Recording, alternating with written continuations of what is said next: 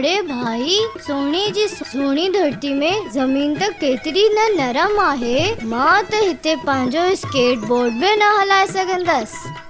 ओहो, इहो इन लाइ त मुंहिंजे गोठ जी मिट्टी तमामु नरम ऐं ज़रख़ेज़ आहे। छा तोखे ख़बर आहे, ज़मीन नेचुरल रिसोर्सिस यानी कुदरती वसीलो आहे। छा वाकई? हा, थोरो गौर करियो। ज़मीन में तोखे किथे फॉरेस्ट नज़र ईंदा, काथे बनियूं ऐं काथे माउंटेन्स। हा, तुंहिंजे गोठ जी ज़मीन त तमामु ज़रख़ेज़ आहे, तॾहिं त हिन ते मुख़्तलिफ़ क़िस्मनि जा क्रॉप्स यानी फसल पोखिया वेंदा आहिनि। सिर्फ़ इहो न, पर गोठ जे चौधारी मौजूद हिननि माउंटेन्स यानी जबलनि में केतिरनि ई क़िस्मनि जा मिनरल्स यानी मादनियात बि मिलंदा आहिनि। अच्छा, त समझी वयसि। यानी stones, rocks, soil, food grain ऐं कोयलो सभई नेचुरल रिसोर्सिस आहिनि। जी हा, मुंहिंजे गोठ में हिकु दरिया बि आहे। तुंहिंजे गोठ में रिवर आहे ऐं मुंहिंजे शहर में सी। अच्छा भला इहो त ॿुधा, रिवर ऐं सी मां असांखे कहिड़ा नेचुरल रिसोर्सिस मिलंदा आहिनि?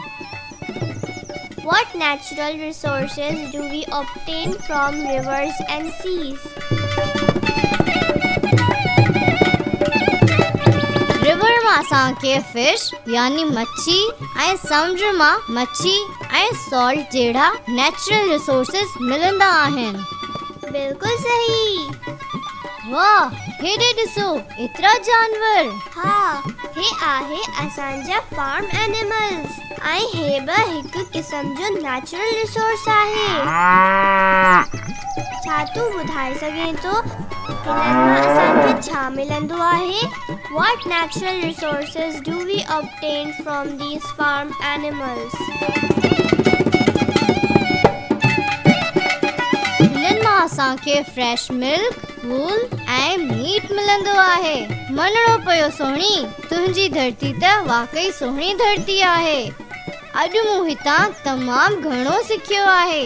दोस्तो, हाणे तव्हांजो वारो आहे। तस्वीरनि खे गौर सां ॾिसो ऐं ॿुधायो त हिननि नेचुरल रिसोर्सिस मां असां कहिड़ियूं शयूं हासिल कंदा आहियूं।